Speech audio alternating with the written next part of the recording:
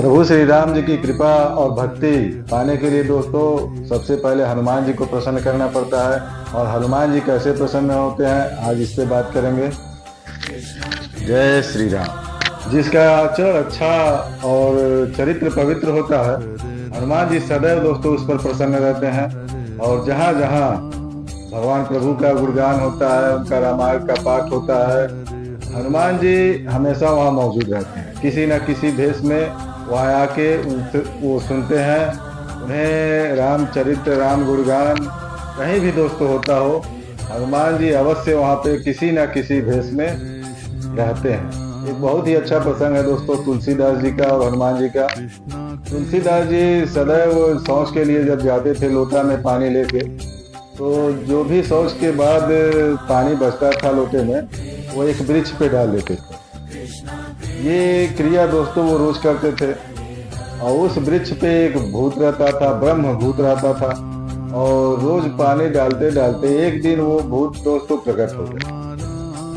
एक दिन तुलसीदास जी ने पानी डाला उस वृक्ष पे, तो भूत पुनः तुरंत प्रकट हो गया और तुलसीदास जी से पूछा कि मैं तुमसे बहुत प्रसन्न हूँ और तुम मांगो मुझसे, क्या मांगना चाहते हो।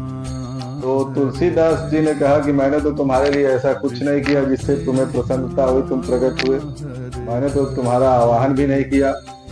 तो लेकिन दोस्तों उस भूत ने कहा, जो तुम रोज अशुद्ध पानी डालते थे वो पानी मैं पीता था, और उसी प्यास की तृप्ति से मैं प्रसन्न हुआ तुमसे, और तुमने मेरी प्यास बुझाई, और तुम आज कुछ भी मांगो मैं दे सकता हूँ।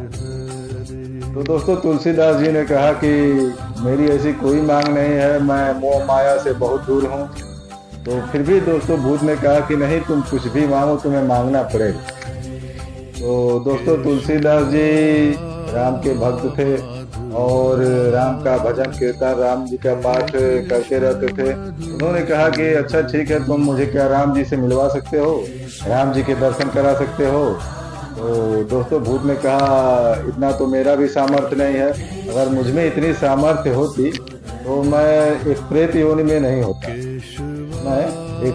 योनि में नहीं होता। मैं अपना भी कल्याण करवा लेता उनसे मिलकर, उनके चरणों को पकड़ के। तो तुलसीदास जी ने कहा कि फिर आखिर तुम मेरी क्या मदद कर सकते हो। तो दोस्तों भूत ने कहा कि मैं राम जी से तुम्हें नहीं मिलवा सकता, लेकिन हनुमान जी से मिलवा सकता हूँ।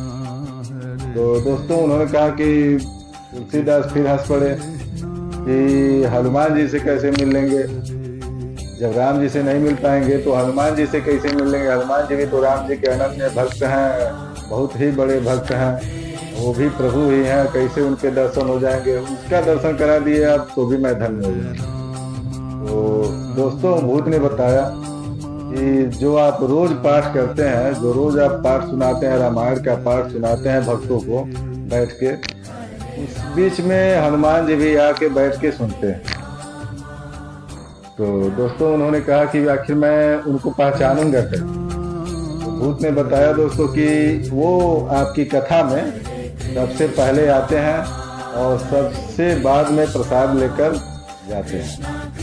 अब दोस्तों तुलसीदास जी बहुत प्रसन्न हुए कि हनुमान जी का पता मिल गया, हनुमान जी से मिलने का साधन मिल गया। तो दोस्तों तुलसीदास अपनी कथा को स्टार्ट करते समय ध्यान दे रहे थे कि कौन कथा में सबसे पहले आता है। और एक वृद्ध पुरुष आके बैठा सबसे पहले कथा में। तुलसीदास जी देखते ही समझ गए कि यही हनुमान जी है। और दोस्तों जैसे ही कथा समाप्त हुई, हनुमान जी प्रसाद लेकर जाके दूर एक पेड़ की छाया में बैठ के प्रसाद का आनंद ले रहे थे। अभी तुलसीदास जी पीछे पीछे भागते हुए गए और जाके हनुमान जी के श्री चरणों को पकड़ लिया और उनके रथ को अपने माथे पर लगाया और कहा उनसे, प्रभु श्री रामचंद्र जी से मिलने की याचना की। और हनुमान जी ने बताया दोस्तों उनको, तुलसीदास जी को बताया कि प्रभु कैसे मिलेंगे, और उनको चित्रकूट जाना पड़ेगा। चित्रकूट में प्रभु श्री राम जी के, लक्ष्मण जी के दर्शन होंगे वहाँ पे। तो दोस्तों तुलसीदास जी चित्रकूट पहुँचे, उनके दर्शन किए। दोस्तों उस समय तुलसीदास जी ने एक बहुत ही अच्छा दोहा कहा था, निश्चय प्रेम प्रतीति ते विनय करे सम्मान, यही के कारण सकल सुख सिद्ध करें हनुमान। जो विनय पूर्वक ईश्वर में पूर्ण प्रेम विश्वास और आस्था रखते हैं, राम भक्त हनुमान जी की कृपा से इनके सभी कार्य सफल और सिद्ध हो जाते हैं।